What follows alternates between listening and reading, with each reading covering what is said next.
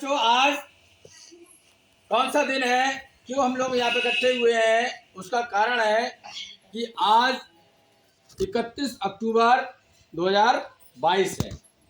आज हम हमारे देश के सबसे बड़े नेता जिनका नाम है सरदार वल्लभ भाई पटेल, उनका जन्मदिन मना रहे हैं।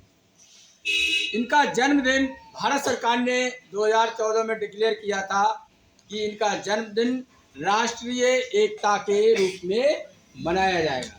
राष्ट्रीय एकता मतलब हम सब भाई भाई है, सब लोग मिलकर रहेंगे, इसलिए इनका जन्म राष्ट्रीय एकता के रूप में मनाया जाता है। अब हमने ये चार्ट बनाया है, ये दिख रहा होगा आपके लिए।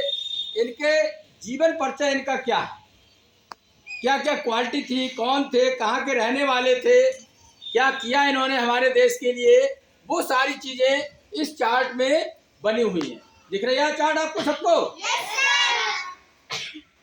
इनका नाम था सरदार वल्लभ भाई पटेल और पूरा नाम था वल्लभ भाई झावेर भाई पटेल।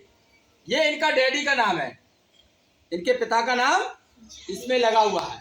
पहले पिता का भी नाम लगा होता था, गांव का भी नाम लगा होता था, ऐसे नाम होते थे। अब बहुत छोटे छोटे नाम रखते हैं। तो पूरा नाम था वल्लभ भाई झावेर भाई पटेल, ठीक है। अच्छा, इनका जन्म कब हुआ था? देखो पहला पॉइंट लिखा है 31 अक्टूबर 1875 में ये पैदा हुए थे, इनका जन्म हुआ था। कहाँ हुआ था, कौन सा जिला था? एक गुजरात में एक खेड़ा जिला है, गुजरात में। कहाँ पर है ये? खेड़ा जिला। उसमें एक गांव पड़ता है जिसका नाम है नाडियाड। क्या नाम है? नाडियाड। ये लिखा हुआ है नाडियाड, गांव है। इस गांव में सरदार वल्लभ भाई जी का जन्म हुआ था। समझ में आया नहीं आया? अच्छा, इनकी पत्नी का नाम क्या था? इनकी पत्नी का नाम था झावेरबा पटेल। समझ में आया?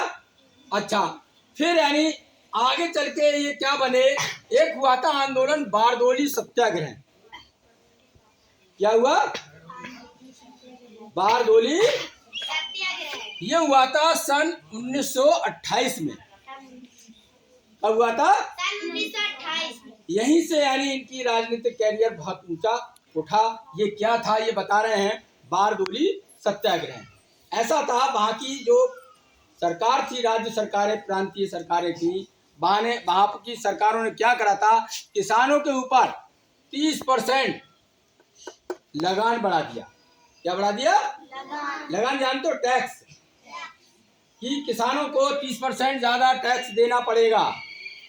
तो इसकी विरोध में क्या करा था, सरदार वल्लभ भाई पटेल ने अनशन शुरू कर दिया, एक आंदोलन शुरू कर दिया, जिसमें वहां के हजारों किसान इकट्ठा हुए और सरकार ने बहुत जुल्म भी किए, परेशान भी किया, जेल में भी डाला।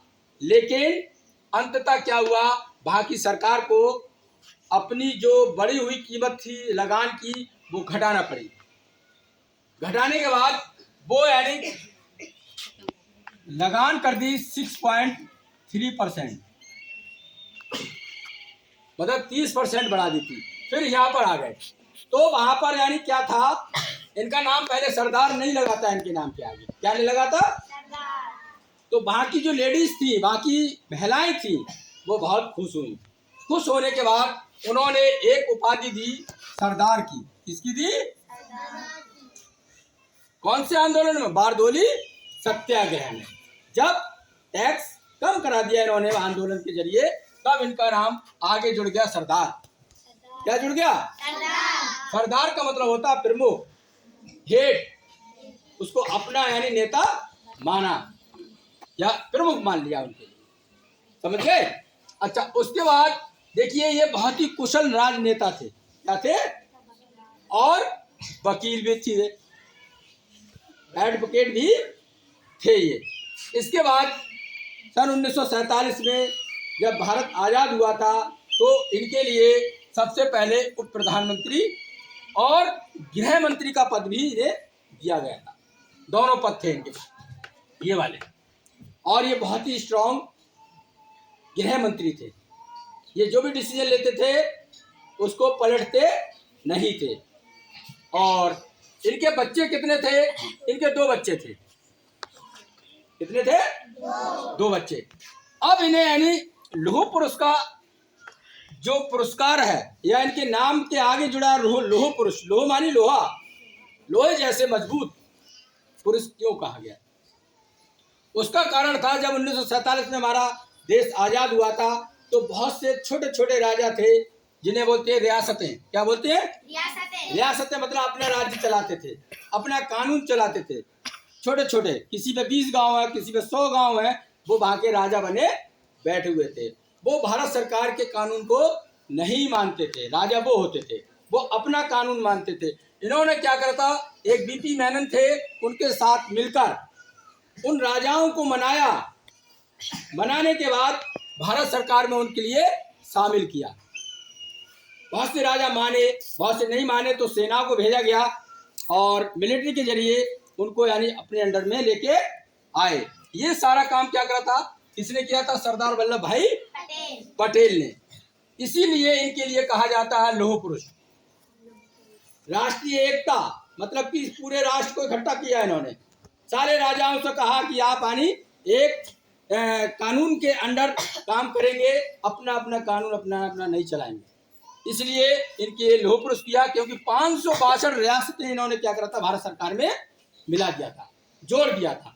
उनमें से देखिए 3 लोग बड़ा यानी कहते हैं ना, क्लास में भी तुम्हारे शैतान होते बच्चे होते हैं, उसमें 3 रियासतें जो थी वहां के राजा नहीं माने कि हम तो नहीं करेंगे भाई, हम क्यों जाएं यहाँ पर, तुम्हारे कानून हम क्यों माने, हम तो अपने कानून चलाएंगे।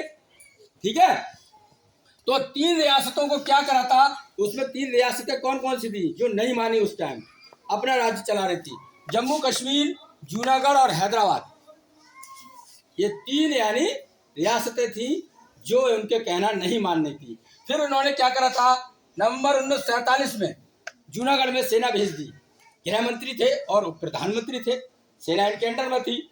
तो क्या हुआ, ये प्यार से नहीं माने। किससे नहीं माने?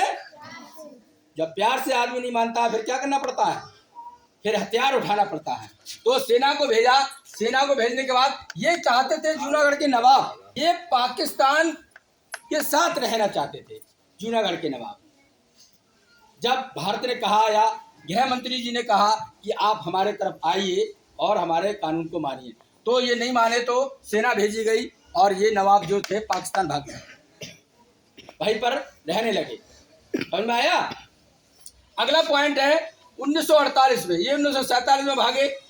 1948 में हैदराबाद के निजाम, जो वहां के नवाब थे, वो भी नहीं मान रहे थे। वो भी कह रहे थे नहीं, हम अपना कानून चलाएंगे। ठीक है, तो यहाँ पर भी क्या करा, इन्होंने सेना भेज दी, मिलिट्री भेज दी और उन्हें आत्मसमर्पण करने के लिए मजबूर कर दिया। आत्मसमर्पण मतलब जानते हो कि उन्हें अपने पक्ष में लाना। उन्होंने कहा हथियार डाल दिए, लीजिए भाई, आप जो चाहते हैं हम वो करने को तैयार हैं। आप कह रहे हैं आपकी रियासत में आ जाएं, हमारा सरकार में आ जाएं, तो हम आपके साथ आ जाते हैं। तो यहाँ के हैदराबाद के ये इनके साथ में आ गए।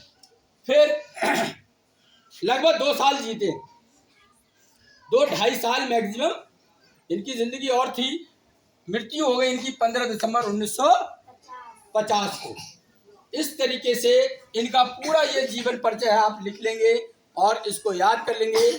और लौह पुरुष क्यों कहा गया, सरदार की उपाधि कब मिली थी, ये सारी बातें आपको याद रहना चाहिए। और इनका जीवन यानी जो जन्मदिन मनाया जा रहा है, वो मनाया जा रहा है पूरे देश में राष्ट्रीय, ये देखिए, राष्ट्रीय एकता दिवस। एकता दिवस क्यों कहते हैं, क्यों मनाया जा रहा है? इन्होंने सारी रियासतों को इकट्ठा कर दिया, ये 562 रियासतों को इकट्ठा कर दिया। इसीलिए वो चाहते हैं कि देश भी हमारा इकट्ठा रहे, मिलजुल के सारे देशवासी रहें, जिससे कि हमारे देश में खुशहाली आए, हमारे देश विकास की ओर अग्रसर हो। समझ में आ गया सबके? Thank you very much.